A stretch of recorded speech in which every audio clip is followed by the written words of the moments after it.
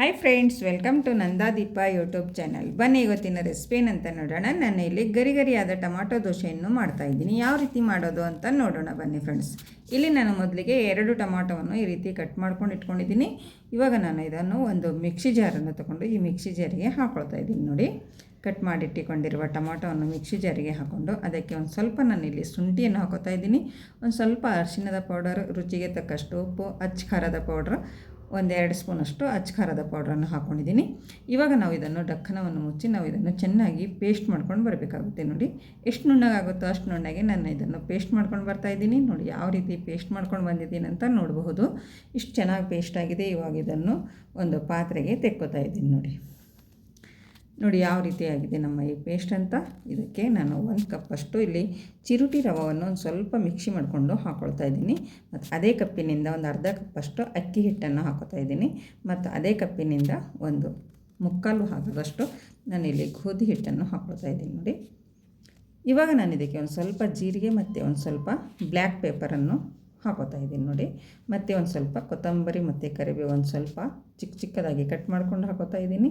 ನೋಡಿ, ಇದೆಲ್ಲ ಮಸಾಲವನ್ನು ಹಾಕಿದ ಮೇಲೆ ನಾವು ಇದಕ್ಕೆ ಮಿಕ್ಸಿ ಜಾರನ್ನು ತೊಳೆದುಕೊಂಡು ಇದಕ್ಕೆ ನೀರನ್ನು ಹಾಕ್ತಾಯಿದ್ದೀನಿ. ನೋಡಿ, ಮತ್ತು ಇನ್ನೊಂದು ಕಪ್ ಕೂಡ ನಾನು ಇಲ್ಲಿ ನೀರನ್ನು ಹಾಕ್ಕೊಳ್ತಾ ಇದ್ದೀನಿ. ನೋಡಿ, ಇಷ್ಟೆಲ್ಲ ನೀರನ್ನು ಹಾಕಿದ ಮೇಲೆ ನಾವು ಒಂದು ಸೌಟಿನಿಂದ ಇದನ್ನು ಚೆನ್ನಾಗಿ ಮಿಕ್ಸ್ ಮಾಡಿಕೊಡ್ಬೇಕು. ನೋಡಿ, ಇದರಲ್ಲಿ ಒಂದು ಗಂಟು ಇರಬಾರ್ದು, ಆ ರೀತಿ ನಾವು ಚೆನ್ನಾಗಿ ಮಿಕ್ಸ್ ಮಾಡ್ಕೊಳ್ಬೇಕಾಗುತ್ತೆ. ಮತ್ತು ಇನ್ನೊಂದು ಕಪ್ಪಷ್ಟು ನಾನು ಇಲ್ಲಿ ನೀರು ಹಾಕ್ತಾಯಿದ್ದೀನಿ. ನೋಡ್ತಾ ಇರ್ಬೋದು ನೀವು, ಒಂದು ಗಂಟಿಲ್ಲದ ಹಾಗೆ ನಾನು ಚೆನ್ನಾಗಿ ಮಿಕ್ಸ್ ಮಾಡ್ಕೊಂಡಿದ್ದೀನಿ. ಇದು ನೀರು ದೋಸೆ ಮಾಡೋದರಿಂದ ನಾನು ಇಲ್ಲಿ ಜಾಸ್ತಿ ನೀರನ್ನು ಬಳಸಬೇಕಾಗುತ್ತೆ. ನೀವು ನೋಡಿಕೊಂಡು ನೀರನ್ನು ಹಾಕ್ಕೊಳ್ಬೋದು. ಇನ್ನೊಂದು ಸ್ವಲ್ಪ ಗಟ್ಟಿನೇ ಅನ್ನಿಸ್ತಾ ಇದೆ. ಮತ್ತೊಂದು ಕಪ್ಪಷ್ಟು ನೀರನ್ನು ಹಾಕ್ಕೊಂಡು ನಾನು ಚೆನ್ನಾಗಿ ಇದನ್ನು ಮಿಕ್ಸ್ ಮಾಡ್ಕೊತಾ ಇದ್ದೀನಿ. ನೋಡಿ, ಈ ರೀತಿ ಮಿಕ್ಸ್ ಮಾಡಿದ ಮೇಲೆ ನಾವು ಒಂದು 10 ನಿಮಿಷದವರೆಗೆ ಇದನ್ನು ನೆನೆಯೋದಕ್ಕೆ ಬಿಡಬೇಕು. ನಿಮ್ಮ ಹತ್ತಿರ ಟೈಮ್ ಇದ್ದರೆ 10 ನಿಮಿಷ ನೆನೆಸ್ಕೊಳ್ಳಿ, ಇಲ್ಲ ಅಂದರೆ ನೆನೆಸುವ ಅವಶ್ಯಕತೆ ಇಲ್ಲ. ನಾನು ಇಲ್ಲಿ 10 ನಿಮಿಷ ನೆನೆಸ್ತಾ ಇದ್ದೀನಿ. ಮತ್ತು ನೋಡಿ, ಇವಾಗ 10 ನಿಮಿಷ ಆಗಿದೆ. ಇವಾಗ ತೆಗೆದು ನೋಡ್ತಾ ಇದ್ದೀನಿ. ನೋಡಿ ಯಾವ ರೀತಿ ಬಂದಿದೆ ಅಂತ ನೋಡ್ಕೊಳ್ಳಿ. ನೋಡಿ, ಈ ಹದಕ್ಕೆ ನಾವು ಈ ಹಿಟ್ಟನ್ನು ರೆಡಿ ಮಾಡಿಕೊಂಡು ಇಟ್ಕೊಳ್ಬೇಕು. ನಮ್ಮ ದೋಸೆ ಹಿಟ್ಟಂತೂ ರೆಡಿ ಆಯಿತು. ನೋಡಿ, ಇವಾಗ ಇಷ್ಟೋ ಮೇಲೆ ಒಂದು ಹಂಚನ್ನು ಕೂಡ ಇಟ್ಟಿದ್ದೀನಿ. ಚೆನ್ನಾಗಿ ಕಾಯ್ದಿದೆ. ಅದಕ್ಕೆ ಇವಾಗ ಎಣ್ಣೆಯನ್ನು ಚೆನ್ನಾಗಿ ಹಚ್ಕೊಳ್ಬೇಕಾಗುತ್ತೆ. ಗ್ಯಾಸನ್ನು ಹೈ ಫ್ಲೇಮಲ್ಲಿ ಇಟ್ಕೊಂಡು ನಾವು ಈ ದೋಸೆಯನ್ನು ಹಾಕ್ಕೊಳ್ಬೇಕು.